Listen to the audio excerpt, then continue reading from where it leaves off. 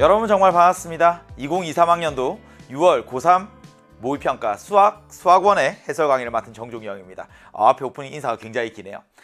이제 오늘 첫 번째로 평가원에서 치러지는 시험을 치렀습니다. 아마 대부분의 친구들이 아쉬움 속에서 하루를 마무리하고 있지 않을까, 이 강의를 함께 하고 있지 않을까 굉장히 마음이 찹찹합니다. 이게 열심히 노력을 했던 친구들도 혹은 그렇지 않은 친구들도 항상 시험이 끝나면 아쉬움이 남는 건 어쩔 수가 없죠. 시험 자체가 조금 어려웠던 것도 있었을 테지만 내가 차근차근 풀어가다가 어느 한 부분에서 좀 말렸다 싶은 친구들도 있었을 거고, 기분 좋게 풀기는 했지만 어떤 부분을 실수해서 또 내 실력을 발휘하지 못한 친구들도 있었을 겁니다. 아직까지는 남아있는 시간들이 충분히 많으니까요. 남아있는 시간들 동안 여러분들이 어떻게 조금씩 더 채워나갈 수 있을 것인가. 그래서 이번 시험보다 딱 한 달에 한 문항씩만 더 맞춰내자. 그러면 분명히 5달 후에는 5문항이면 꽤 크잖아요. 20점은 올릴 수 있습니다. 그 정도 목표를 가지고 한 달에 한 문항씩만 더 맞춰내자. 그 생각 하나만 가지고 오늘 하루를 좀 마무리하셨으면 좋겠습니다.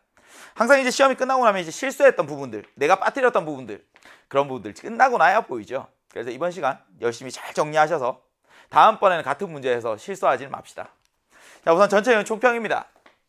수학원 한마디로 쉬웠습니다. 물론 이게 모든 학생들의 마음을 대변하지는 않겠죠.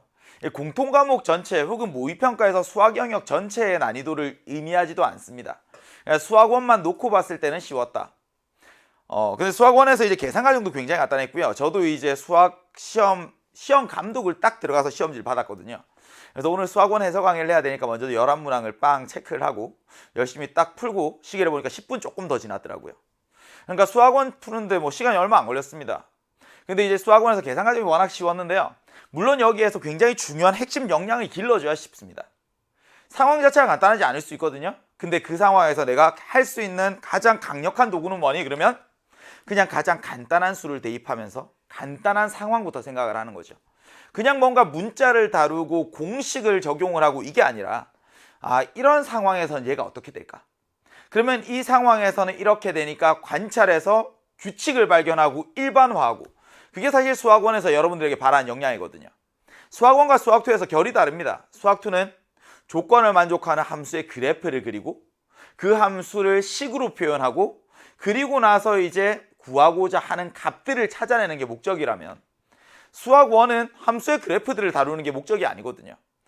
간단한 상황으로부터 얘를 관찰해서 규칙을 찾고 일반화해 나가는 그 과정들.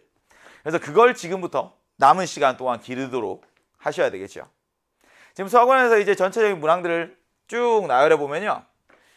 2점짜리 하나, 3점짜리 5개, 4점짜리 5개. 특히나 이 4점짜리 5문항의 이 문항 번호가 이제는 어느 정도 딱 고정되어 있는 느낌이에요. 그래서 10번, 12번, 13번, 15번 객관식의 4문항, 그리고 단답형에서 21번 제일 최고난도 바로 앞에 있는 문항까지 이렇게 이제 5문항이 수학원에서 나오는 게 어느 정도 고정되어 있는 것 같고요.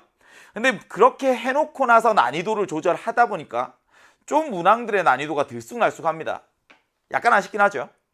사실 앞에 문항 번호에서 나왔던 수학2의 문제가 뒤에서 나온 수학1의 문제보다 더 어려운 경우들이 발생한다는 거죠. 실제로 이번 6월 모의평가에서 수학1과 수학2 난이도 온도차가 상당히 심했습니다. 수학2에서 어려운 문항들 훨씬 많았고요. 수학2에서. 근데 수학1은 반면에 산수죠. 계산 자체는 굉장히 간단합니다. 근데 의외의 복병 하나는 뭐였니? 그럼 10번이었어요. 오히려 12번과 13번보다 10번 딱 보자마자 어려울 수밖에 없다라고 생각을 했습니다. 왜냐하면 학생들은 도형을 굉장히 낯설어 하니까. 도형이 주는 부담감도 있을 뿐더러 거기에 뭔가 닮음을 사용해야 돼. 그 부분에서 오는 이 난이도 체감 차이가 굉장합니다. 그래서 10번 어렵게 생각했던 친구들 상당히 많았을 거고요. 여기에서 시간 많이 끌렸던 친구들도 많았을 거고요. 근데 15번과 21번 사실 굉장히 쉬웠습니다. 계산도 너무나 쉽고요. 근데 이제 문항 번호가 주는 부담감 때문에 포기해버린 친구들이 있었겠죠. 그래서 10번이 문항 번호에 비해서 상당히 어려웠다. 반면에 21번과 15번은 문항 번호에 비해서 상당히 쉬웠다. 4점짜리 문항들을 쭉 뽑아보면 이렇게 5개거든요. 근데 10번에서 이제 3분의 AC의 길이 구하는 건 잘합니다. 왜냐면 우리 도형 문제 풀 때 사인 법칙 쓰고 코사인 법칙 쓰는 것에 익숙하거든요. 근데 중학교 때 배웠던 거 기억나요? 중선 정리라든지 혹은 아니면 원에서의 비례관계라든지. 근데 원에서의 비례관계 뭔가 느낌은 오는데 잘 기억이 안 나. 공식이 떠오르지 않으니까 못 풀었어요. 그건 정말 공부를 잘못한 거예요.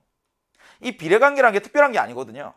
그냥 닮음인 도형만 찾아내면 닮은 비에서부터 오는 거거든요. 그러니까 비례관계를 찾지 못해서 틀렸다기보다 닮음인 도형을 보지 못해서 혹은 원주각을 찾지 못해 원주각이 서로 같다는 걸 발견하지 못해서 그래서 틀렸을 가능성이 커죠. 이 12번 같은 경우에는요 조금 면역이 되었을 거라고 생각합니다. 등차 수열에서 절대값 있는 것들을 많이 봤거든요. 근데 부호를 몰라? 그럼 케이스 나눠야죠. 그게 바로 제 6항이었고 그 다음에 13번으로 가면 이건 너무나 쉬웠습니다. 지수함수의 표현을 가지고 있긴 하지만 몇 개만 무엇을 하자? 관찰을 하자. 그러면 분명히 보인다 길은. 그리고 규칙이 너무나 간단했다. 15번에서도 k 플러스 1, k분의 1 얘를 더하고 뺐을 때 수열의 항의 값에 변화가 없어야 되는 거죠. 그래서 제로에서 제로, 0에서 0으로 가려고 하면 어떻게 되어야 할까? 얘들도 간단한 상황으로 생각하는 게 중요하다. k가 1일 때 어떻게 되니? 2일 때 어떻게 되니? 3일 때 어떻게 되니? 이런 생각들. 21번 같은 경우에는요. 기출문제 중에 굉장히 많았습니다. 수능 특강에서도 당연히 있었고요. 저도 굉장히 많이 강조했던 내용이고요. 근데 생각했던 것보다 너무나 간단한 형태로 나왔습니다. 너무나 쉬웠을 것 같아요. 물론 그게 정답률로 드러나지는 않겠지만 들어보시면 풀 수 있었는데 이런 생각이 들지 않을까 싶어요. 자, 1번부터 들어가 봅니다. 1번 당연히 지수법칙을 사용하는 계산문항. A가 양수일 때 뭐 요 정도는 알죠? 밑이 같은 두 수를 곱했습니다. 그러면 얘들이 지수의 합이 됩니다. 혹은 거듭제곱의 거듭제곱은 지수의 곱이 됩니다. 자연스러워요. 이건 당연히 따라와야 되는 거고. 근데 A에 마이너스 n분의 m제곱이라는 애가 있어요. 여기 지수에 있는 마이너스 얘는 무엇을 의미하니? 역수치하라는 이야기죠. 그래서 밑을 역수치해서 a분의 1에 n분의 m제곱이 됩니다. 그리고 나면 지수에 있는 유리수에서 분모 얘는 뭐니? 거듭제곱근이죠. 그러니까 지수에 있는 유리수를 어떻게 해석하느냐 이런 것들만 할 수 있으면 당연히 1번 문제는 끝입니다. 됐죠? 마이너스 루트 2의 4제곱이 있어요. 얘는 어쨌든 마이너스 루트 2를 4번 곱하나 플러스 루트 2를 4번 곱하나 똑같습니다. 루트 2의 4제곱이라고 생각하셔야 되고요. 뭐 이 정도 계산은 당연히 할 수 있죠. 근데 루트 2를 굳이 지수의 표현으로 고쳐보자면 2의 2분의 1제곱. 이 4제곱이니까 얘는 2의 제곱입니다. 돼요? 한 번 더 갑니다. 8a 마이너스 3분의 2제곱입니다. 8은 2의 몇 제곱? 2의 세제곱. 그럼 2의 세제곱에 마이너스 3분의 2제곱 따당 곱했더니 몇 제곱? 2의 마이너스 2제곱. 지수법칙 둘을 곱하는 거니까 지수의 합 2의 0제곱 이렇게 생각하셔도 좋고 혹은 지수에 있는 음수를 보고 얘 4분의 1이잖아 라고 생각하면 결국엔 4 곱하기 4분의 1 정답 1이네요. 1번. 뭐 이런 문제들이야. 항상 늘 봐왔었고 그리고 1번에 나올 거라고 준비하고 있었던 문제니까. 자, 3번으로 갑니다. 보통은요. 저 세타라는 애의 범위가 주어지면 제가 몇 사분면인지를 알거든요. 그럼 몇 사분면인지를 알면 하나의 삼각함수로부터 다른 두 개의 삼각함수를 찾아내는 과정으로 이렇게 넘어갑니다. 근데 우선 주어진 범위를 보면 세타가 몇 사분면이니? 제 2사분면의 각이에요. 이 사분면을 알려주는 이유는 뭐니? 그러면 각 사분면에서 삼각함수의 부호가 결정되어 있기 때문이죠. 자, 제 1사분면부터 제 2사분면, 제 3사분면, 제 4사분면 양수인 삼각함수 불러보세요. 1사분면 전부 다. 2사분면 사인만, 3사분면 탄젠트만, 4사분면 코사인만 얼싸탄코 맞지? 이제 세타가 몇 사분면인지로부터 나는 삼각함수의 부호를 압니다. 지금 제 2사분면이에요. 그러니까 말이야 사인 세타는 양수야. 코사인 세타는 음수지. 탄젠트 세타는 음수예요. 각 사분면에서 삼각함수의 부호 플러스 코사인 제곱 주어졌죠. 사인 제곱 찾아야 되죠. 사인과 코사인의 제곱의 합은 항상 1이야. 여기까지 알면 문제 풀 수 있습니다. 맞지? 코사인 제곱 세타는 9분의 4예요. 첫 번째, 사인과 코사인의 제곱의 합이 1이니까 자연스럽게 사인 제곱 세타 얼마? 9분의 5가 되네요. 그래야 더해서 1. 근데 제곱해서 9분의 4가 되니까 코사인 세타는 얼마야? 루트 빵 씌우면 3분의 2 거기에 풀마 붙겠지. 근데 제2사분면이니까 코사인의 뭐 마이너스. 그래서 얘는 마이너스 3분의 2입니다. 탄젠트 세타도 구할 수 있죠. 사인 세타도 구할 수 있어요. 맞지? 사인 세타는 어떻게 되니? 연습. 사인 세타는 얘는 3분의 루트 5입니다. 근데 여기에 부호 제2사분면 플러스 이렇게 되겠지. 그럼 탄젠트는요? 정의 이용해도 되고 직각삼각형 그려도 되고 코사인분의 사인 바로 때려도 되고. 오케이. 이제는 사인 제곱 더하기 코사인 얘를 더하세요. 그러니까 정답은 9분의 5 빼기 9분의 6 해서 마이너스 9분의 1 4번이네요. 할만해요? 첫 페이지 끝났습니다. 5번으로 갑시다. 자, 모든 항이 양수인 등비수열이 있습니다. 생각. 제1항 A1, 제2항 A2, 제3항 A3, 제4항 A4 땅땅땅땅 갑니다. 보통 이제 첫째 항을 A라고 표현하고요. 그리고 공비를 R이라고 표현을 하죠. 앞에 항에 R을 곱하면 뒤에 항, 앞에 항에 R을 곱하면 뒤에 항, 앞에 항에 R을 곱하면 뒤에 항. 등비수열이라는 건 말이야, 비가 일정한 거야. 당연히 공비가 얼마인지가 너무나 중요한데 이런 부호에 대한 조건들이 주어지면요. 등비수열에서는 첫째 항이 양수고 공비도 양수야. 이런 것들을 이제 확인하고 넘어가야 된다는 이야기지. 되니? 첫 번째 항이 4분의 1입니다. 제2항은요. 여기 R 곱하면 돼요. 제3항은요. 또 R 곱하면 돼요. 그러니까 제2항은 4분의 1R, 제3항은 4분의 1R의 제곱 이렇게 쭉쭉쭉쭉 나가는 거 아니겠습니까? 자, 제2항과 제3항을 더했더니 2분의 3입니다. 얘들 두 개 더해봐 이랬잖아. 더하면 4분의 1에 R 제곱 더하기 R 얘가 2분의 3이에요. 느낌 오죠? R에 대한 2차 방정식. 근데 R이 두 개 나올 거 아니야? 양수인 거 찾아야 되겠지. 이런 거 많이 봤잖아요. 4배 합니다. 넘겨요. R의 제곱 더하기 R 마이너스 6은 0. 인수분해 해보세요. 시작. R 더하기 3. 그리고 R 마이너스 2. R은 얼마니? 마이너스 3이거나 혹은 R은 2거나 이렇게 되는 거지. 내가 찾고 싶은 건 누구? 양수인 R. 그래서 공비인 R이 2입니다.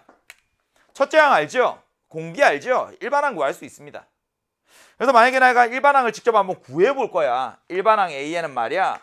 얘는 첫 번째 항 곱하기 R의 n-1제곱. 맞지? 4분의 1이잖아. 얘는 2의 몇 제곱? 마이너스 2제곱. 그래서 2의 마이너스 2제곱 곱하기 2의 n-1제곱 하니까 얘는 2의 n-3제곱. 되죠? 제5항 구할 수 있니? 되지. 제6항 구할 수 있니? 되죠. 제7항 구할 수 있니? 되지. 6 넣었더니 2의 세제곱 8이고요. 7 넣었더니 2의 4제곱 16이고요. 얘들 둘을 더하세요. 정답 24입니다. 간단한 이야기잖아요. 등비수열에서는 공비인 R을 구해야 된다는 생각. 근데 물론 이렇게 생각할 수도 있습니다. 항의 번호가 4만큼 차이 나고 항의 번호가 4만큼 차이 나잖아요. 아하! 맞아. 얘들은 간격이라는 게 중요해서 제6항과 제7항의 합은 말이야. 제2항 더하기 제3항에 공비를 4번 곱하는 것과 똑같은 거야. 제2항에 공비를 4번 곱하면 제6항 되지. 제3항에 공비를 4번 곱하면 제7항 되지. 빙고. 얘가 얼마니? 2분의 3이요. 공비가 얼마니? 2요. 그러니까 여기 16 곱하는 거죠. 그래서 정답이 24예요. 뭐 제6항과 제7항을 각각을 구하지 않아도 물론 정답을 구할 수 있습니다. 근데 한번 이런 생각을 해보자 일 뿐이고 뭐 5번이잖아요. 뭐 어떤 방향을 택해서 가든 계산량의 차이는 거의 없다. 뭐 이 정도 계산이야 당연히 가볍게 할 수 있을 거라고 믿습니다. 자, 넘어가서 7번입니다. 삼각함수의 그래프 많이 그려봤어요? 삼각함수의 그래프, 그게 바로 삼각함수의 꽃입니다. 사실 수학원에서 가장 호흡이 긴 단원, 가장 내용이 많은 단원, 그럼 당연히 삼각함수잖아요. 근데 삼각함수의 꽃, 삼각함수의 핵심, 당연히 삼각함수의 그래프입니다. 그래프 없이 방정식, 부등식을 풀 수가 없는 거잖아. 그래프를 많이 그려보셔야 되는데요. 그러면 이건 자연스럽게 해결할 수 있습니다. 갑시다. 지금 fx라는 애가 마이너스 사인 2x예요. 근데 기본적으로 얘 먼저 생각을 해야 되는 거거든. y는 사인 2x라는 애. 그리고 나서 fx는 마이너스 사인 2x라는 애가 등장을 하는 거지. 지금 x 앞에 개수가 변하면요. 얘는 주기에 영향을 미칩니다. 원래 사인의 주기는 얼마니? 그럼 사인의 주기가 2파이야. 근데 x 앞에 2배가 되어 있잖아요. 얘는 2배만큼 빨리 변해요. 그러니까 주기가 절반이 되지. x 앞에 얘가 3배가 되어 있으면 주기가 3분의 1이 되는 거고, x 앞에 얘가 5배가 되면 주기가 5분의 1이 되는 겁니다. 빨리 변할수록 그 시간, 그 간격 얘들 짧아진다는 이야기죠. 그래서 왼쪽에 주어져 있는 얘는 주기가 원래 사인의 주기가 2파인데 2로 나누었더니 주기가 파이가 된 거야. 사인 앞에 무언가 개수의 조작, 뒤에 얼마만큼 평행이동 이런 이야기가 없거든요 지금. 그러니까 얘는 주기만 변한 거야. 최대 최소는 안 변했어요. 당연히 최대값은 얼마니? 플러스 1이고요. 최소값은 얼마니? 마이너스 1이죠. 근데 걔를 어떻게 한 거야? 마이너스가 생겼어요. 어떻게 한 거니? x축에 대하여 대칭 이동한 거죠. 위아래를 뒤집어 버리는 거야. 시작. 그려보세요. 원래 sin 2x라는 함수가 있었어. 근데 걔를 위아래를 뒤집어 버린 거야. x축에 대하여 대칭 이동했다니까 올라갔다 내려오는 게 아니라 아예 내려왔다가 이렇게 그려지는 거구나. 얘가 fx는 마이너스 sin 2x입니다. 됐죠? 최대값이 얼마라고요? 최대값은 플러스 1이에요. 최소값은 얼마라고요? 최소값은 마이너스 1입니다. 주기가 얼마? 파이. 헷갈리지 말자. 잘 해놓고. 여기 절반 2분의 파이. 최소값 언제 생기니? 4분의 파이에서. 최대값 언제 생기니? 4분의 3파이에서. 문제 읽어봅니다. fx는 x는 a에서 최대값을 갖는다. 아, 얘가 a네. x는 b에서 최소값을 갖는다. 얘가 b네. 곡선 y는 fx 위에 두 점이 있습니다. a, fa. 그리고 b, fb. 얘를 지나는 직선이라고? 근데 3차 함수의 그래프에 있어서 중요한 포인트. 대칭성이잖아요. 물론 좌표 가지고 계산하려고 덤벼들어도 이건 너무나 간단한 이야기지만 3차 삼각함수를 계속 공부하려면 이 대칭성에 집중해서 관찰하는 습관들을 들이셔야 됩니다. 기울기 구하래. 2점만 아는 거야? 아니지. 여기 2분의 파이, 0도 지나는 거 알죠? 됐지? 그러면 여기에서 직각삼각형 그려서 x의 변화량 분의 y의 변화량 하면 되겠네. 여기 밑변의 길이가 4분의 파입니다. 높이가 1입니다. 그러니까 얘는 x의 변화량 분의 y의 변화량 하면 4분의 파이 분의 1이 되면서 정답 파이 분의 4가 되는 거죠. 4번이네요. 계산 없죠? 설명하라고 제가 적어드린 거고요. 이 그래프 그려낼 수만 있으면 그려내고 나서 직각삼각형 보이잖아. 가로 길이 얼마니? 세로 길이 얼마니? 밑변과 높이 가지고 그냥 게임 끝나는 거예요. 아직까지 3점짜리 답습니다. 4점짜리로 가죠. 문항본에 비해서 어렵게 느꼈을 의외의 복병으로 꼽았던 10번입니다. 자, 10번을 설명하기 전에 기본적으로 이 문제를 풀기 위한 개념 먼저 설명을 해드릴게요. 개념만 알면 너무나 간단한 이야기거든요. 봐봐. 조금 오른쪽으로 가볼까요? 좀 오른쪽으로 가서. 자, 첫 번째 개념 1입니다. 이 문제에서는 사인 법칙이 따로 쓰이진 않고 이제 코사인 법칙이 쓰이긴 하는데요. 그래도 이제 사인 법칙과 코사인 법칙 같이 한번 살펴봅니다. 삼각형이 있어요. 그리고 삼각형에 외접원이 있습니다. 삼각형에서 꼭지점을 대문자로 ABC 썼고요. 꼭지점을 마주보고 있는 대변이라고 하죠. 마주본 변의 길이를 소문자로 이렇게 썼습니다. 됐지? 사인 법칙부터 시작. 첫 번째 사인 법칙 정리해 드리는 거예요. 모르면 정리하시라고. 사인 A분의 A는 사인 B분의 B는 사인 C분의 C와 같습니다. 얘는 외접원의 지름의 길로 같아요. 기억나요? 그러니까 마주본 이 변의 길이 B와 그리고 그 각들의 사인 B가 같다. 근데 그 B가 얼마니? 외접원의 지름의 길로 얘가 같은 거야. 근데 여기에서 이 문제에서 필요한 건 코사인 법칙이거든요. 코사인 법칙. 코사인 법칙은 모양으로 기억하자 이랬죠. 코사인 법칙. 어떤 꼭지점 하나에서 바라봅니다. 만약에 꼭지점 A에서 바라볼까요? 내가 여기에 빵 서 있는 거야. 코사인 법칙. 마주본 변의 길이의 제곱 빵 쏘고 양쪽 날개 제곱의 합 마이너스 2배에 따다당 곱하면 돼요. 뭐라고? 꼭지점 하나 먼저 설정해두고 여기 각에 대한 코사인 법칙이야. 시작. 마주본 변의 길이 제곱은 양쪽 날개 제곱의 합 마이너스 2배에 따다당 3개 다 곱하면 돼요. 써볼까요? A제곱은 B제곱 더하기 C제곱 마이너스 2배에 BC 코사인의 2 이렇게 된다고. 물론 각 B에서도 각 C에서도 할 수 있는 거죠. 근데 사인 법칙, 코사인 법칙이 한 줄씩은 외우셔야 됩니다. 암기를 좋아하진 않지만 이 정도는 하셔야죠. 사인 법칙에서 얘를 A는 2R 곱하기 사인 A, 사인 A는 2R분의 A 뭐 이런 모양들은 외우는 거 아니고요. 그냥 찾아 쓰는 거예요. 코사인 법칙에서 필요하다면 얘를 코사인 A는 하고 정리한 모양 정도만 좀 눈에 익혀주면 좋겠죠. 우선 당연히 도형의 활용 문제를 풀려면 그 풀기 위한 도구 두 가지, 사인 법칙과 코사인 법칙은 알아야 됩니다. 근데 이것만 가지고 풀리냐 그러면 그렇지가 않아. 그러니까 학생들이 힘들어하는 거죠. 가끔씩 툭 튀어나오는 중학교 도형들이 있습니다. 그러면 어떻게 해야 되니? 중학교 걸 다시 펼치고 복습할 수는 없잖아. 그래서 수능에 필요한 중학교 도형들을 정리하는 강좌들을 활용하시거나 그게 아니면 나올 때마다 여러분들이 차곡차곡 정리하셔야 됩니다. 발상 노트 같은 거 딱 써가지고 거기에다가 정리를 하는 거죠. 필요한 내용들만. 지금 이 문제에서 이제 도움이 될 만한 이야기가요. 원에서의 비례관계입니다. 근데 이게 중학교 때 지금 와서 공부를 어중간하게 한 친구들은요. 그냥 공식처럼 느끼고 있을 거예요. 모르면 풀 수 없는 것처럼. 근데 그런 게 아니라 얘는 삼각형의 닮음에서부터 오는 거죠. 닮음, 얘가 문제야. 이게 수학을 잘하는 친구, 도형을 잘하는 친구와 그렇지 않은 친구 사이의 체감 차이, 난이도 차이가 엄청납니다.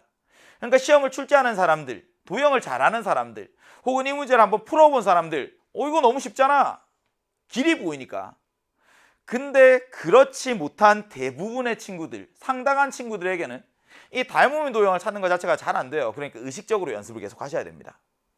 봐봐. 여기 원이 있어요.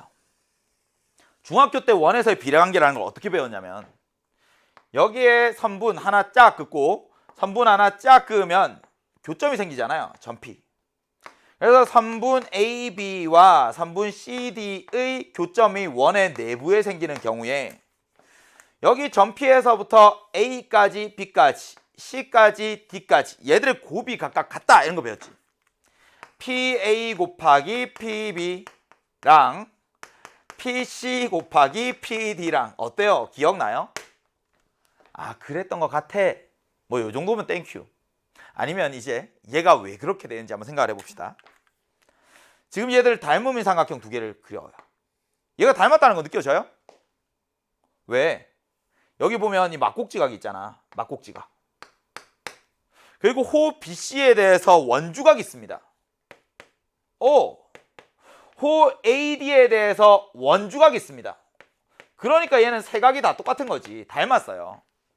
그럼 왼쪽에 있는 삼각형과 오른쪽에 있는 삼각형이 닮았으니까 뭐가 존재할까? 비율이 존재하겠지. 비례식이 나오겠지. 왼쪽에 PC, 선분 PC의 길이와 여기 오른쪽에 대응하는 건 선분 PB거든요. 비율과 누가 같아요? PA 그리고 PD 이렇게 되는 거지. 닮음인 삼각형이 두 개 존재하니까 어디에서 왔어요? 원주각. 같은 호에 대해서 원주각의 크기는 동일하다. 그러니까 왼쪽에 있는 삼각형, 오른쪽에 있는 삼각형 세 개의 각이 다 똑같고 닮음이야 비율이 있어. 곱하고 곱하면 짠 이렇게 가는 거죠. 그러니까 원의 비례관계라는 걸 암기할 게 아니라 닮음이 도형 찾아야지. 이런 생각들. 이건 보통 이제 원에 내접하는 사각형 나왔을 때 이 원주각에 대한 성질을 항상 써먹게 돼 있죠. 그래서 원에 내접하는 사각형이 이렇게 만약에 등장을 한다면 여기에 플러스 개념 하나 더. 원에 내접하는 사각형은 말이야 마주 본 각을 대각이라고 하거든요. 대각의 크기의 합이 180도 파입니다. 이건 원에 내접하는 사각형만 갖는 성질입니다. 그래서 마주보고 있는 각의 합이 파이 180도이기 때문에 하나의 각만 알면 나머지 하나 마주보고 있는 각의 크기도 알 수 있다. 짠! 돼요? 이 내용 가지고 문제 풀러갑니다. 쉬워요. 3분의 AB의 길이가 3입니다. 3분의 AB의 길이가 3, 그리고 3분 BC의 길이가 2예요. 3분의 AC의 길이 얘 몰라. 근데 3보다는 크대. 뭐 이런 생각을 할 수 있겠지. 당연히 쟤는 3보다는 크고 5보다는 작아. 왜? 삼각형에서 두 변의 길이를 더한 게 나머지 하나보다는 원래 더 큰 법이거든요. 그리고 각 BAC, 얘를 세타라고 하자. 코사인 세타 주어져 있습니다. 느낌 와요? 두 변, 각 하나. 나머지 변 하나 몰라. 뭐 써야 돼? 코사인 법칙 써야죠. 스텝 1. 코사인 법칙 갑니다. 당연히 각 세타에 대해서 출발, 시작 불러보세요. 2의 제곱은 3의 제곱 더하기 x의 제곱 마이너스 2배의 3 곱하기 x 곱하기 코사인 세타. 됐지? 왼쪽에 4입니다. 자, 오른쪽은 9 더하기 x 제곱이고요. 여기에는 6x 곱하기 누가 오니 8분의 7이 와요. 그러니까 약분하자. 3 여기에 4 이렇게 했어요. 4배 할 거예요. 4배 하고 나면 얘가 넘어오면서 4배 합니다. 넘어오면서 4배 하면 얘는 4x 제곱 되고요. 4배 하면 얘는 마이너스 21x 되고요. 5인데 4배 하니까 얘가 플러스 20은 0 이렇게 되죠. x값 2개 나오겠네요. 3보다는 크고 5보다 작은 x 찾으면 되겠죠. 인수분해 시작. 21 나오려고 하면 2 찢으면 안 되고 1사 찢어야 되겠다. 그리고 얘들 차가 나와야 되니까 여기 4랑 5랑 빙고. 뭐 처음에는 이런 인수분해도 잘 안 될 수 있습니다. 근데 이제는 이 정도는 할 수 있지 않을까 싶다. 그치? 그래서 x-4랑 4x-5랑 인수분해 했고요. x가 4거나 혹은 x가 4분의 5거나 당연히 누가 돼야 되니? 4가 돼야죠. 3분의 AC의 길이가 4입니다. 보이지? 여기가 2야. 여기도 2야. 근데 방금 했던 거 비례관계. 그건 어디에서 온다? 닮음에서 온다. 여기에 쫙 긋고 나면 오른쪽에 있는 삼각형, 왼쪽에 있는 삼각형 두 개 닮았습니다. 맞아요? 그러니까 오른쪽에서 스텝 2. 비례관계 알아서 바로 적용을 하셔도 되고요. 아니면 닮음으로 갑니다. 얘는 2 대 MD는 얘는 BM 대 2 이렇게 되는 거지. 결과적으로 얘는 4는 BM 곱하기 MD랑 같습니다. 2 곱하기 2는 MB 곱하기 MD 이렇게. 내가 구해야 되는 건 누구니? 얘를 구해야 되는 거지. 선분 BM의 길이를 구해와야 되네. 이제 선분 BM의 길이 구하러 갑니다. 근데 선분 BM의 길이를 구하는 건요. 크게 두 가지 방법이 있어요. 얘 어떻게 구하니? 중선 정리 알면 중선 정리 쓰셔도 되고요. 중선 정리 아나? 중선 정리도 이 중학교 때 도형이잖아요. 피타고라스 정리 뭐 여러 번 사용하고 이제 일반화하는 일반화해서 유도하는 건데 중선 정리라는 거 이런 거 있어요. 여기 이제 삼각형이 이렇게 있고 조금 더 찌그러지게 그려볼까? 개념들까지 같이 정리해드리고 있습니다. 여기 선분 BC의 중점 얘를 땅 이으면 이걸 중선이라고 해요. 근데 중선 정리는 뭐니? 그러면 얘도 양쪽에 있는 날개 제곱의 합. 양쪽에 있는 날개 제곱의 합. 3분 AB의 길이 제곱과 그리고 3분 AC의 길이 제곱은 얘는 2배의 AM, BM 제곱의 합과 같습니다.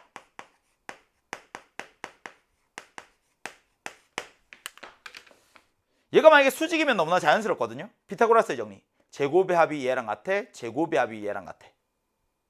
그러니까 얘가 수직이기만 하면 이게 성립하는 거야. 그 상황을 그려가면서 기억해두면 되지 않을까 싶습니다.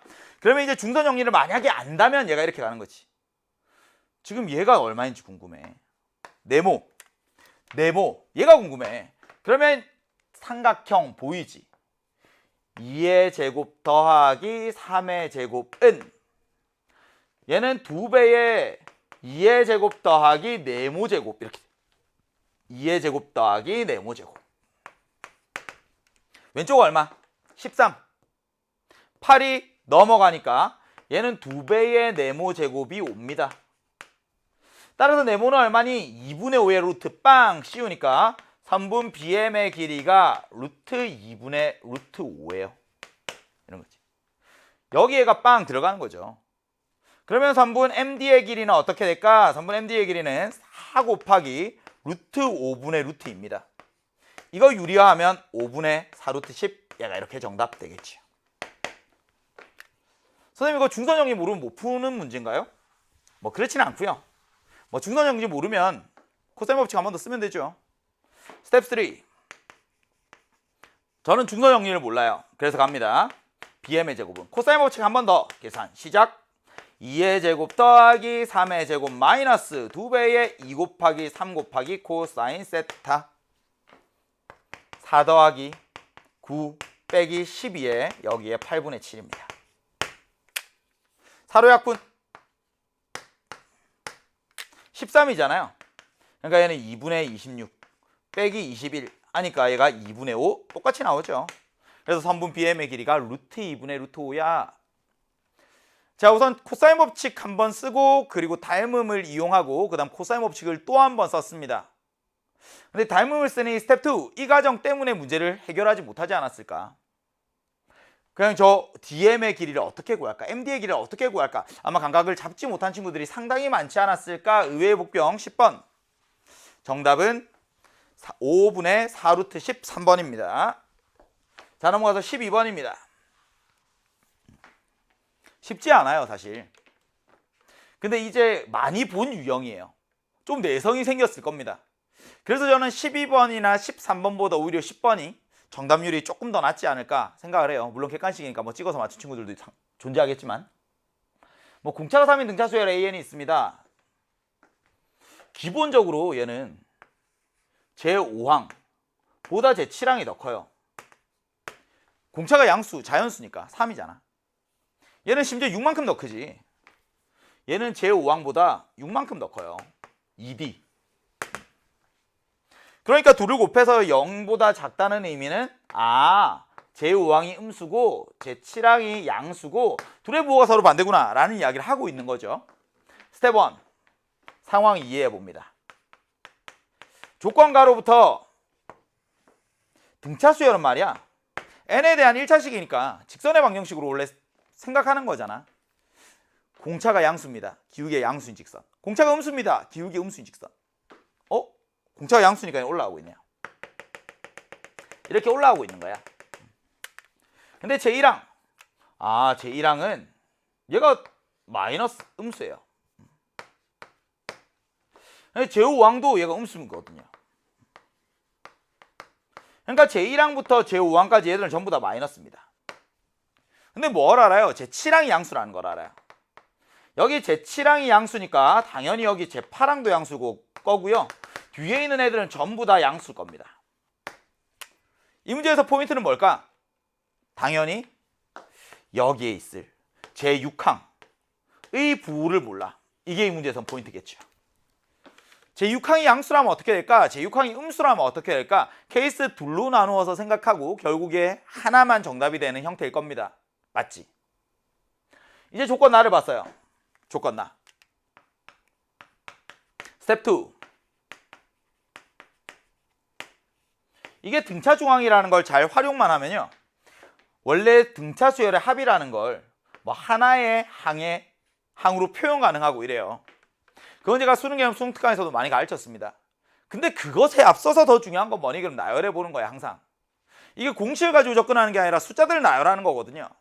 시그마라는 게 표현하기에는 친절하죠.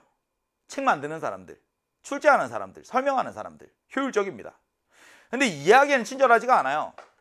그래서 잘 이해가 안 돼? 그럼 한번 늘어 보는 거야, 그냥. 봐봐. 조건 나에서 왼쪽에는 누가 있니? 그러면 절대값 제7항. 한번 써볼게요. 절대값 제8항.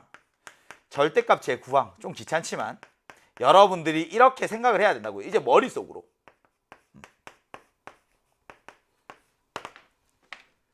좌변에 있는 거는요. 제7항부터 제12항까지 절대값 씌워서 더한 거. 맞지?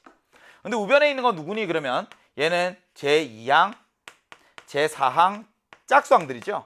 제6항, 제8항, 제10항, 제12항 절대값 빵 씌우고 여기에 6만큼 더해져 있는 이런 상황입니다. 근데 하고 보니까 똑같은 애들이 있잖아요. 제8항 없애, 날려. 제10항 날려. 제12항 날려. 물론 부호로 생각할 수 있지. 근데 생각할 필요도 없죠. 어차피 날아갈 테니까. 근데 아까 했던 거 생각해봐. 제7항 플러스예요. 제9항 플러스예요. 제11항 플러스입니다. 그대로 튀어나오겠지. 근데 제2항은 마이너스예요. 제4항도 마이너스예요. 제6항을 몰라 이런 거야. 다 넘겨. 좌변으로. 6만 빼고 다 넘겨봐요. 그럼 얘 이렇게 되겠지. 얘는 마이너스 A2니까 넘어가면 그냥 A2 제2항이 되고, 얘도 그냥 A4 제4항이 되고, 넘어가면 마이너스의 절대값 A6이 되고, 여기에 A7, A9, A11 이렇게 있는 모양이라고요. 날리고 나서 절대값 빵 풀고 나면 됐죠? 이제는 뭘 해야 될지 느낌 와요? 케이스 나눠야지. 제6항이 얘가 0 이상이니 혹은 0보다 작니? 이제는 제6항을 가지고 이제 케이스를 나눕니다. 스텝 3. 자, 첫 번째 케이스. A6. 얘가 0보다 크거나 같으면 어떨까? 자, 두 번째 A6. 얘가 0보다 작으면 어떨까? 이렇게. 0보다 크거나 같으면요. 얘는 부호를 바꾸고 나와요. 물론 이 상태로 바로 생각을 하셔도 되는데요. 나는 이게 잘 안 돼. 그러면 얘를 전부 다 A6에 대한 식으로 표현해봐요. 그러면 어떻게 되니? 얘는 이런 거지. 잘 안 되면 이렇게 하는 거야. 제6항보다 6만큼 작아요. 2D 뺀 거죠. 알죠? 여기에 이제 얘가 4D 이렇게 되는 거고, 얘는 제6항보다 2D만큼 작아요. 얘는 제6항보다 공차 하나 더 더해주면 되고요. 얘는 제6항보다 공차를 3개 더해주면 되고요. 얘는 제6항보다 여기에 공차를 5개 더해주면 되는 상황입니다. 제6항의 기준인 거죠. 맞아? 그러면 이제 얘네들을 쭉 다 가지고 오면 제6항이 5개 있어요. 근데 공차 마이너스 6D, 얘는 플러스 9D, 그러니까 여기가 마이너스 플러스 3D가 되는 상황이에요. 됐지? 그럼 얘가 0보다 크거나 같으면 그대로 나오잖아요. 그러니까 나머지 애들 다 계산하니까 얘는 5배의 제6항 더하기 3D였고요. 여기에 그대로 나오면 얘가 마이너스 A6이 되니까 얘가 6인 거야. 돼요? 왼쪽은 누가 남니? 4배 A6이야. 얘는 넘어가면 3 빼기 9입니다. 공차인 D가 3이거든요. 이상하네. 왜? 마이너스 3 음수가 나온 거야. 제6항이 음수가 나온 거야. 0보다 크거나 같을 때라고 했는데 모순이구나 이런 거지. 그러니까 제6항은 음수네. 이렇게 오는 거죠. 제6항이 음수네. 얘가 음수니까 그냥 A6이 나오는 거죠. 그래서 얘는 이렇게 되네요. 제6항이 5개 플러스 3D, 여기에 A6이 빵 나와서 이런 모양이 되는 거예요. 그럼 얘는 뭐야? 6배의 A6이 넘어가면 600이 9가 되고요. 얘가 마이너스 3입니다. 그래서 제6항은 얘는 마이너스 2분의 1이에요. 조건 만족하네. 오케이. 제10항 구하래. 제10항은 얘는 마이너스 2분의 1에 공차를 4번 더하면 되죠. 그래서 얘는 2분의 23이 정답. 이렇게 된 거죠. 되니? 좀 나열하면서 이제 상황들을 정리를 해드렸고요. 물론 숫자에 대한 감각이 좀 있어. 그리고 수열을 약간 공부해봤어. 그러면 이제 이런 식의 사고도 가능해집니다. 제6항이 음수면 말이야. 부호를 바꿔서 나오니까 이렇게 되거든. 제2항 더하기, 제4항 더하기, 제6항 더하기, 제7항 더하기, 제9항 더하기, 제11항. 얘가 6이야. 근데 얘들은 말이야 대칭성이 있어요. 얘 더하면 합이 13, 얘도 해도 번호 합이 13, 얘 더해도 항의 번호 더하면 13. 와우! 가운데 평균값이 있구나. 제 6.5항. 이 6개 있는 거랑 같습니다. 이렇게 오는 거지. 그러니까 제 6.5항은 얼마? 1입니다. 이런 생각들. 선생님 항의 번호에서 6.5항이 어디 있어요? 정의는 안 되겠지. 항의 번호에서의 자연수라는 게 전제되어 있으니까. 하지만 아까 무슨 이야기를 했냐면 등차 수열은 결국 직선의 방정식과 연결고리를 찾을 수 있고, 그렇다면 6.5일 때 함수값이라고 생각하면 되겠네. 그러면 여기에 제10항 구하라고? 얘는 제6.5항에 공차를 3.5D 3.5개 더하면 되지. 그래서 얘는 1 더하기 10.5 해서 얘가 11.5 이렇게 정답을 찾으셔도 뭐 똑같습니다. 그래도 이런 식의 생각도 해볼 수 있다. 자, 넘어가서 13번. 곡선이 두 개가 등장을 하죠. y는 16의 x제곱, y는 2x제곱. 그리고 한 점 a가 있다. 뭐 이렇게 써볼까요? fx는 2x제곱이야. 그리고 gx는 얘가 16의 x제곱이야. 점 a의 좌표는 얘가 64,2의 64제곱이야. 쭉쭉쭉쭉 가다 보니까 점 qn의 x좌표가 얘가 xn인데 xn이 k분의 1보다 작아지는 그런 n의 최소값이 6이 됩니다. 그런 자연수 k의 개수는 그림 보죠. 이렇게 생겼어요. 우선 한번 관찰을 해보는 거야. 얘가 지금 fx거든요. 얘가 지금 gx죠. 근데 gx라는 애는 16x제곱이니까 다시 고쳐보면 얘는 2의 4x제곱이야. 2의 4x제곱. 점 a는 x좌표가 64입니다. 그래서 y좌표가 2의 64제곱인데요. 높이가 서로 같아요. 그러면 점 P1X 좌표는 얼마일까? 얘가 지금 궁금하잖아. 얘가 지금 X1이니까. 그리고 한 번 더 가면 여기가 이제 X2니까. 선생님 X1 어떻게 구합니까? 2의 64제곱과 2의 4X제곱이 같아지는 걸 찾는 거지. 그러니까 X는 얼마니? 얘는 16이야. 한 번 더. 16을 넣었습니다. 2의 16제곱인데요. 얘가 2의 4X제곱이랑 같아지는 순간 언제일까? 얘가 4겠지. 이렇게 관찰을 해보다 보니까 결국에 얘가 4분의 1, 4분의 1, 4분의 1 곱해지는 거잖아. 와우. 스텝 1. 관찰하고 나서 이제 얘가 논리적으로 타당한지 생각합니다. fx라는 애랑 gx라는 애랑 비교를 했더니 얘는 f의 4x랑 gx가 서로 같은 거지. 맞아요? 그러니까 여기 x 자리에서 오른쪽 x 자리로 얘가 오려고 하면 xn이라는 애는 공비가 4분의 1인 등비수열이구나. 근데 첫 번째 항이 얘가 16입니다.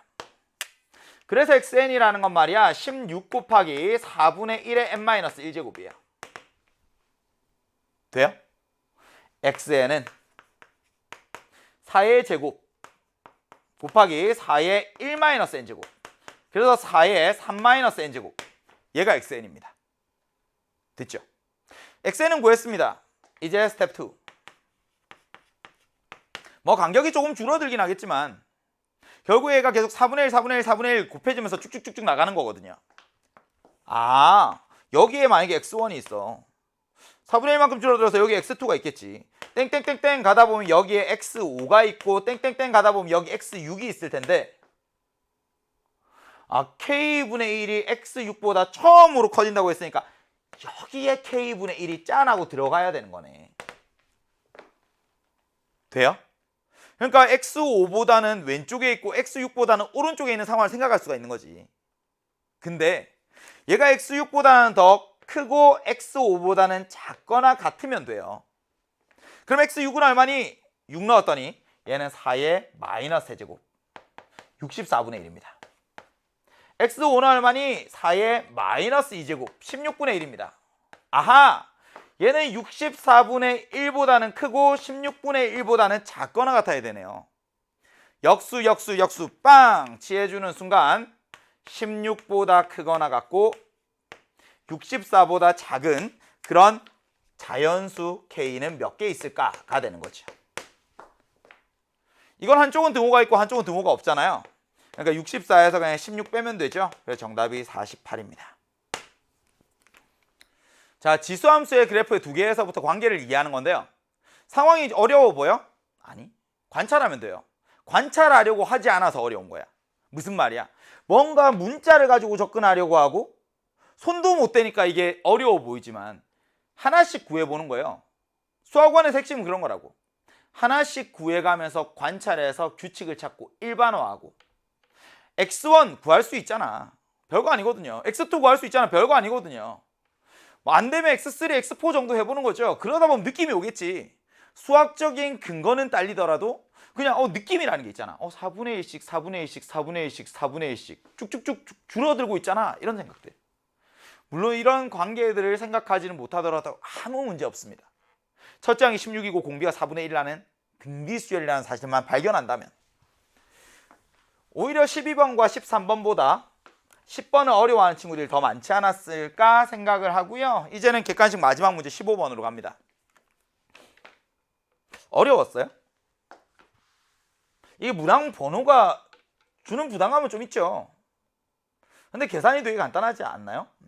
제1항이 0입니다. 근데 그 앞에 있는 항이 이제 0보다 작은지 0보다 큰지에 따라서 규칙이 다른 거죠. 제1항이 0이야. 생각해봐. 0이야. 제2항은 뭘까? 제3항은 뭘까? 제4항은 뭘까? 땡땡땡땡땡땡 제22항. 얘가 0이라는 거 알려준 거지. 보통 이제 수열의 귀납적 정의에서 요즘에 이제 최고 난도 문항에서 트렌드죠. 역추적하는 거. 그래서 역추적하다 보면 이제 한 가지가 아니라 여러 가지가 나오는데 그 여러 가지 전부 다 생각하는 거. 근데 우선 제일 처음 시작이 0이잖아요. 근데 0보다 작거나 같을 때는 위에 있는 걸 따르는 거거든. 더해지죠. 누가? k 플러스 1분의 1이. 그래서 제1항은 얘가 k 플러스 1분의 1이에요. 어렵지 않아. 근데 당연히 이제 k가 자연수니까 여기에 더해지는 거고 여기에는 빼지는 거고, 그지? 이런 건 알잖아. k보다는 k 플러스 1이 더 커요. 근데 자연수잖아. k분의 1, k 플러스 1분의 1 비교하면 k분의 1이 더 커요. 당연히 양수죠. 하나 더 했으니까 얘는 당연히 양수입니다. 그러면 아래에 있는 식을 따르는 거죠. k분의 1을 빼요. 색깔 바꿔볼까요? 여기에서 k분의 1을 빼요. 뭐야, 좀 지저분해졌는데? k 플러스 1분의 1 빼기 k분의 1. 생각보다 그래도 할만해. 왜냐면 이랬잖아. k분의 1보다 k 플러스 1분의 1보다 k분의 1이 얘가 더 커. 음수입니다. 맞지? 음수예요. 근데 한 번 더 더했어. 그럼 누구를? 그냥 생각해 보는 거야. 이해 안 해도 상관없어요. 이 문제 푸는 거랑 관계없습니다. 얘 더해봤더니 얘가 k 플러스 1분의 2 빼기 k분의 1이 되니까 망했어 이제. 얘가 0보다 큰지 0보다 작은지 비교가 안 되는 거예요.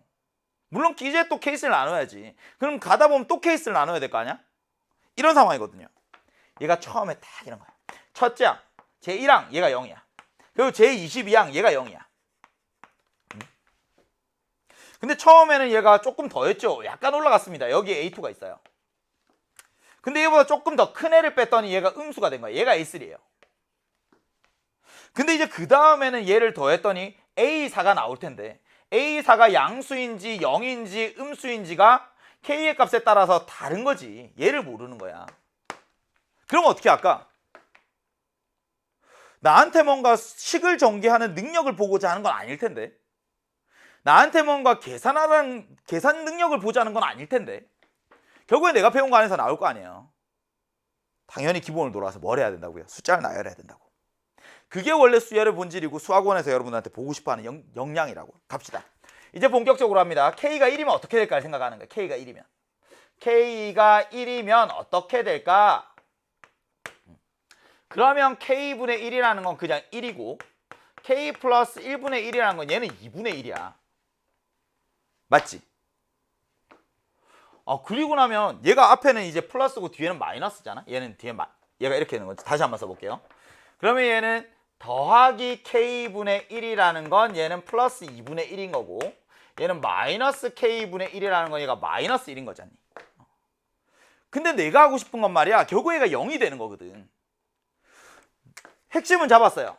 K 플러스 1분의 1과 K분의 1 여기 앞에 얘가 마이너스가 붙어 있으니까 결국에 K 플러스 1분의 1을 몇 번 거치고 마이너스 K분의 1을 몇 번 거쳐야 될까를 찾는 거죠. 근데 처음 시작은 제1항이 0이었잖아. 그리고 내가 찾고 싶은 것도 제22항이 0이었잖아. 생각! 만약에 등차 수열이라면 공차를 n-한 번 더 하는 거잖아. 그러니까 여기 항 22개 사이에는 21번을 더하고 빼고 하는 거야. 얘는 지금 얘를 몇 번 더하고 얘를 몇 번 빼고 할 거니 결국에 얘들을 합쳐서 21회를 할 거라고요. 21이라는 숫자가 뭔가 느낌 오죠? 맞지? 가봐. 그러면 처음에 얘가 제1항 0이었어요. 근데 그 다음 누가 돼요? 2분의 1이 돼요. 그 다음 누가 돼요? 얘가 마이너스 2분의 1 돼요. 그 다음 누가 돼요? 0이 돼요. 왜? 2분의 1이라는 얘를 두 번, 그리고 마이너스 1이라는 얘를 한 번 하면 세 번 했을 때 얘가 합이 0이 되거든. 2분의 1 더해 졌다가 1만큼 뺐다가 다시 2분의 1 더하니까 얘가 0이 되는 거잖아. 그 횟수가 중요한 거라고. 그러니까 여기에서 내가 발견했어요. 제1항이 0이잖아. 제4항도 0이거든. 제7항도 0이거든. 제10항도 0이거든. 땡땡땡 가면 3씩 커지니까 3으로 나눴을 때 나머지가 1인 애들. 아, 제22항도 0이구나. 빙고. K 1일 때 돼. 한 번 더 해보자. 생각. K가 2일 때로 갑니다. K가 2일 때는 어떠니? 그러면 그때는 K 플러스 1분의 1이라는 게 얘가 3분의 1이야. 마이너스 K분의 1이라는 건 마이너스 2분의 1이야. 봐봐. 몇 번씩 해야 더하고 뺐을 때 0이 될까? 기본적으로 분모에 있는 2랑 3이 서로소야. 그러니까 얘를 3번 하면 1이 돼요.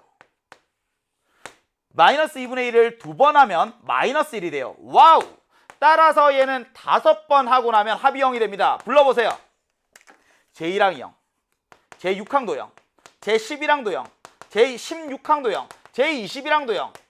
이렇게 0인 거지. 제22항? 얘 안 되는 거야. 이제 이렇게 하고 나서 관찰하는 거야. 해봤어. 관찰하는 거죠. 몇 번 더해야 0이 될까? 분모에 있는 K랑 K 플러스 1 얘는 서로소인 거야.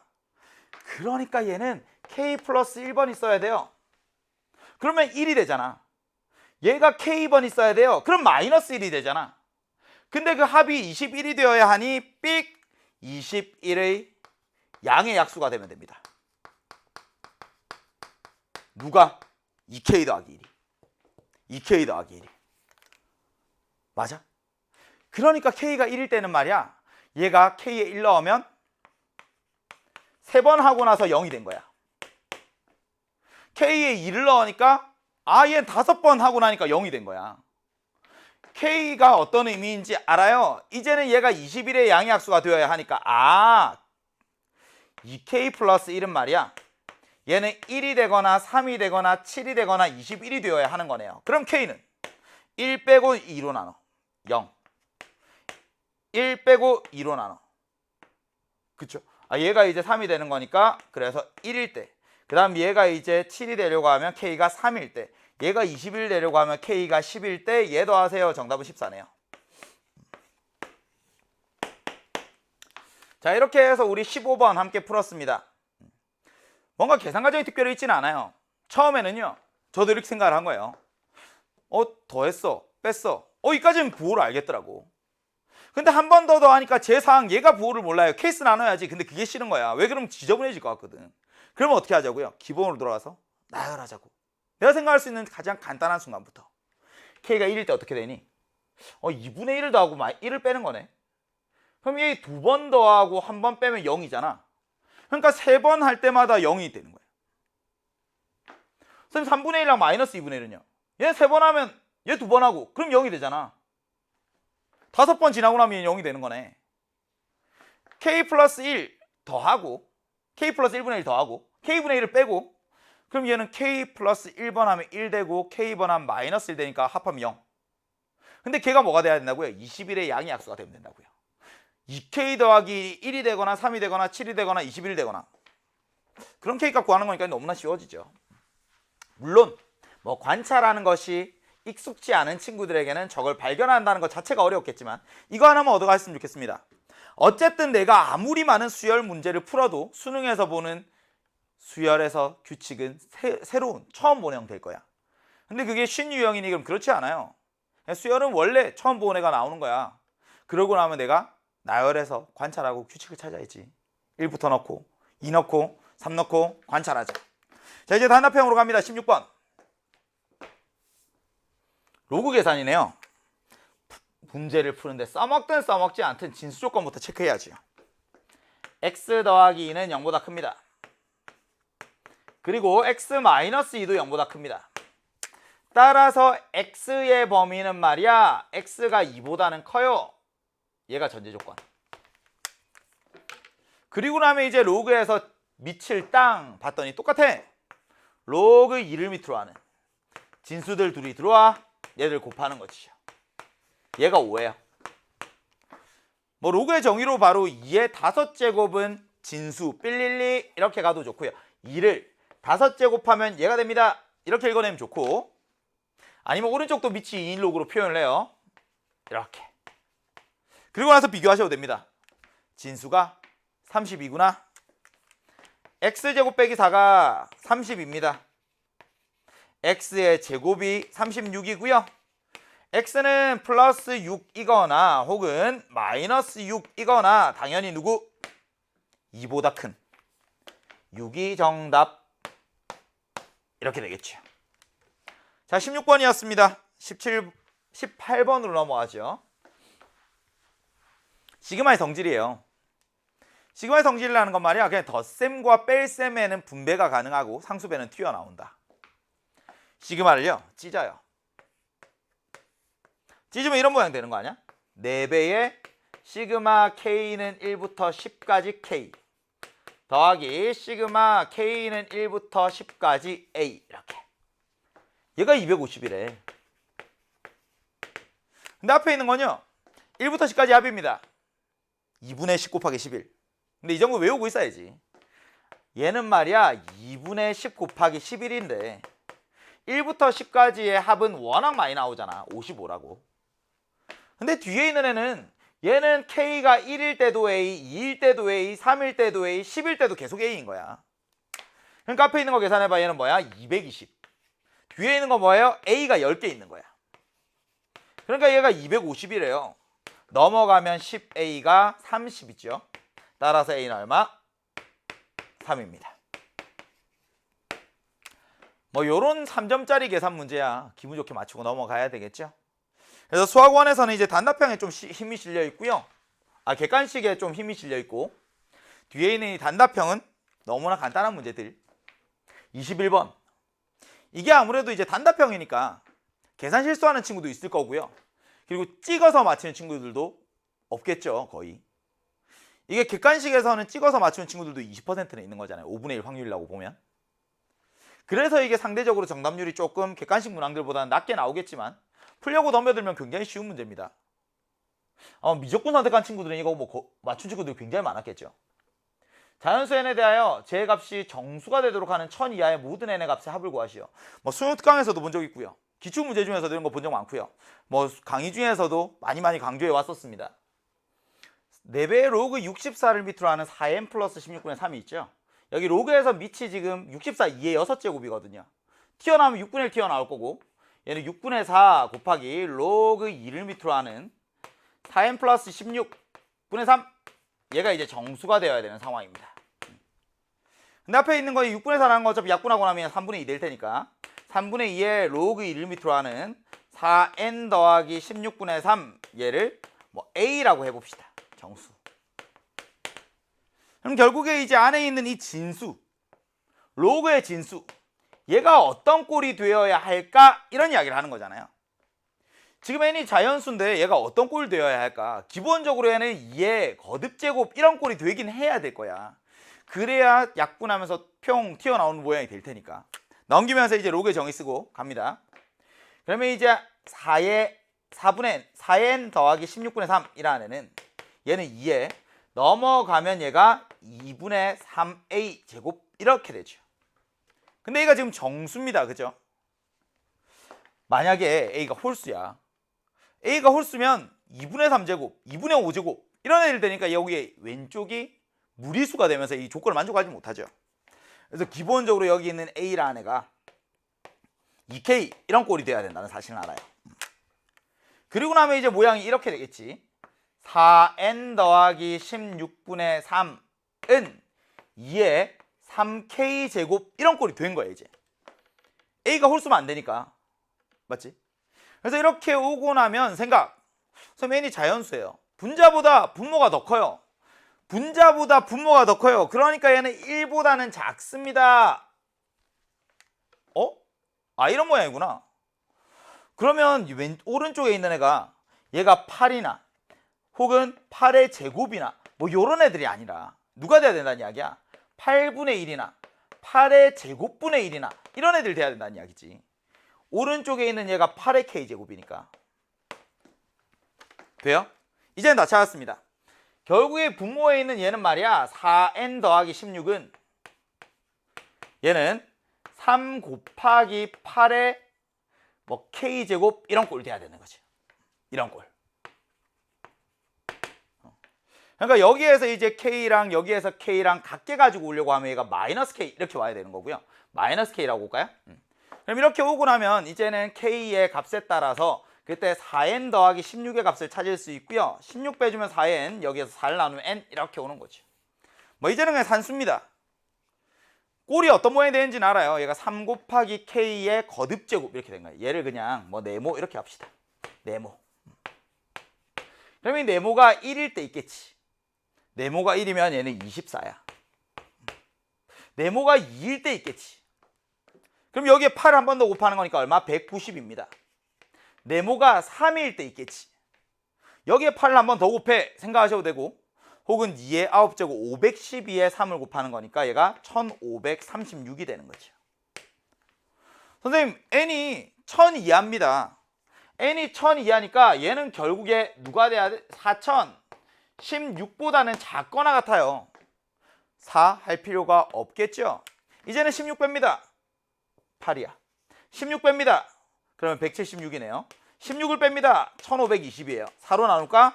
4로 나누면 n은 2, 4로 나누면 n은 44, 4로 나누면 얘는 380이 되네요. 얘들을 쭉 다 더했더니 정답 426이 됩니다.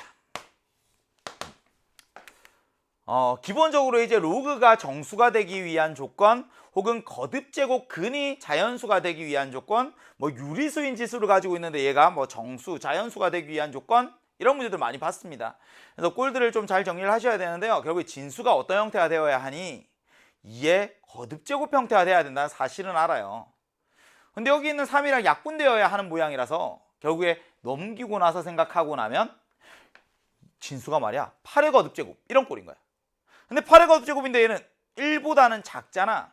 그러니까 8, 8의 제곱, 8의 세제곱 이런 애들은 안 되고 8분의 1, 8의 제곱분의 1, 8의 세제곱분의 1 이렇게 되니까 약분하고 나서 얘가 8의 거듭제곱이 돼야 된다는 거지. 얘는 3의 배수이면서 8의 거듭제곱 갖고 있게 3 곱하기 8의 거듭제곱 꼴이 되어야 이런 모양이 돼.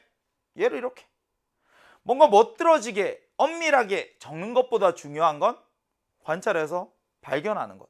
나열해 보는 거죠. 어렵지 않잖아. 이제 여기까지 잡고 나면 8의 1제곱 곱하기 3, 8의 2제곱 곱하기 3, 8의 3제곱 곱하기 3 스톱! 딱 세 가지가 밖에 없는 거죠. 그래서 이렇게 계산을 해주면 된다. 보통 이제 수학 1, 수학 2 이 공통 과목에서 변별력 있는 4점짜리 문항들이 많이 늘어났습니다. 어떻게 접근하는지에 따라서 계산량의 차이도 굉장히 많이 나게 되었죠. 그래서 이제 수학 1, 수학 2 공부하면서 여기에서 각각 필요한 영역들이 무엇인지를 잘 비교하셔야 되는데, 수학 1에서는 간단한 상황부터 생각하고 관찰해서 규칙을 찾고 일반화하는 것. 수학 2에서는 조건을 해석해서 그 조건을 만족하는 함수의 그래프를 그려내고 그걸 함수식으로 표현하는 것. 뭐 이 능력들을 이제 우리가 남아있는 시간 동안 쌓아가면서 딱 한 달에 한 문장씩만 더 맞춰가자고 이야기를 드렸습니다. 자, 이제 오늘 6월 모의평가의 마지막 인사입니다. 지금 이제 수능날까지 제가 1월 1일부터 딱 세워보니까요, 이 322일. 근데 오늘부터 수능날까지가 161일, 딱 절반 남았더라고요. 1월 1일부터 지금까지 우리가 지나온 절반을 돌이켜보면 매일매일이 치열하진 않았을 겁니다. 아마 왜 이렇게 시간을 보냈을까 되게 아쉬운 순간들도 많았겠죠. 근데 이제 남아있는 순간들 지나온 시간만큼 많이 있습니다. 우리가 하루를 24시간으로 보면 지금 딱 점심시간 12시거든요. 우리가 12시가 된 순간에 오전 시간을 의미 없이 보냈으니까 오후 시간에도 포기해버려야지 이런 생각을 갖지는 않잖아요. 오후에 열심히 하면 분명히 그날 하루를 마무리할 때에는 멋진 하루로 기억될 수 있을 겁니다. 아직 여러분들이 되고자 하는 그 어떤 모습을 만들어내기 충분한 시간이 남아있으니까요. 포기하지 마시고 그리고 남아있는 시간들 하루하루 치열하게 보내셔서 연말에 꼭 웃는 모습으로 다시 인사 나눌 수 있었으면 좋겠습니다. 자, 오늘 하루 너무너무 고생 많으셨고요. 저는 항상 여러분들을 응원하고 있도록 하겠습니다. 세상의 빛이 될 여러분을 진심으로 응원합니다. 정종영이었습니다.